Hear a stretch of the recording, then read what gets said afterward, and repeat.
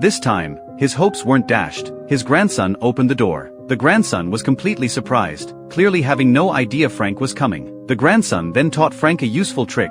He pulled out the luggage handle. Frank had no idea suitcases even had handles, and he'd been carrying that heavy case across half of America. The changing times had inevitably left him behind. The grandson said he was playing video games and quickly left. Frank looked around at his daughter's comfortable material life and felt relieved. Though there was still no word from David, at least his eldest daughter seemed to be doing well. When he stepped outside and saw his daughter walking and talking on the phone, Frank felt like he'd traveled back in time to those carefree days when she was little. During their conversation, Amy seemed somewhat distracted. When asked where her husband was, Amy avoided the topic. When her husband finally came home that evening, their interaction revealed a subtle awkwardness. But Frank didn't pay too much attention to these details. At dinner, Frank confirmed his suspicions. There was definitely some kind of tension in his daughter's family. Frank expressed his desire to stay a few more days, but Amy made various excuses. The situation became awkward. Frank felt that just being able to see his daughter, even briefly, was completely satisfying. The next day, Amy drove Frank to the station. At the station, Frank finally worked up the courage to ask the question he'd been wanting to ask all along. You happy? Yeah, of course I am.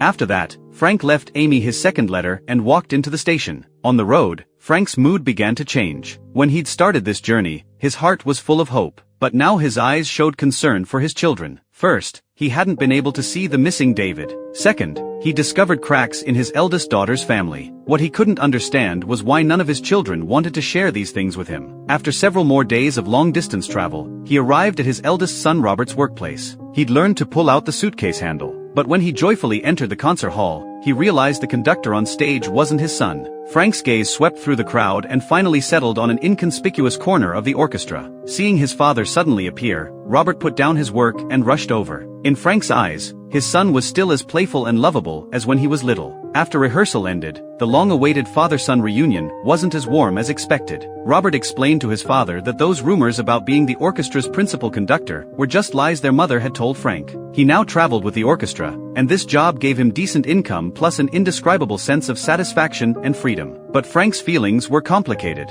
In his mind, his son had received higher education and should have a bigger stage, not just be a drummer. Frank didn't continue this topic, instead telling his son he wanted to stay a few more days to spend time with him. But Robert said he was leaving for Europe tonight to perform, departing that afternoon. Frank's face couldn't hide his disappointment. When the father and son went outside for some air, their simple but somewhat awkward conversation revealed the delicate and complex emotional undercurrents between them. It wasn't that they didn't love each other or were deliberately trying to argue. This was an indescribable emotion that made them both hold back from each other.